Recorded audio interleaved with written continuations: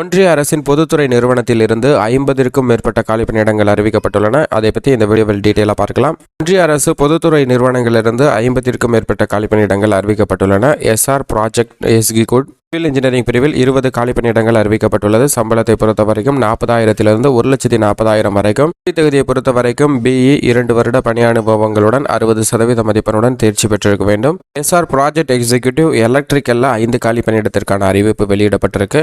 2 பணியிடங்களுக்கும் நிரப்புவதற்கு நேர்முக தேர்வு, எழுத்து தேர்வு தகுதியான நபர்கள் தேர்வு செய்யப்பட உள்ளன அப்படிங்கிறத தெரிவிச்சிருக்காங்க. அது மட்டுமல்லாது விண்ணப்ப கட்டணம் ரூபாய். மேனேஜ்மெண்ட் ட்ரைனிங் சிவில் 20 காலிப்பணியிடமும், மேனேஜ்மெண்ட் ட்ரைனிங் எலக்ட்ரிக்கல் 5 காலிப்பணியிடமும் 25 காலிப்பணியிடத்திற்கான அறிவிப்பு வெளியிடப்பட்டிருக்கு. வயது வரம்பு 29 வயதிற்குள் இருக்க வேண்டும். சம்பளத்தை பொறுத்த வரைக்கும் 40,000 1,40,000 வரைக்கும். தகுதியை பொறுத்த வரைக்கும் இளநிலை பட்டப்பிரிவில் 60% மதிப்பெண்ணுடன் தேர்ச்சி பெற்றிருந்தால் போதும் அப்படிங்கிறத குறிப்பிட்டிருக்காங்க.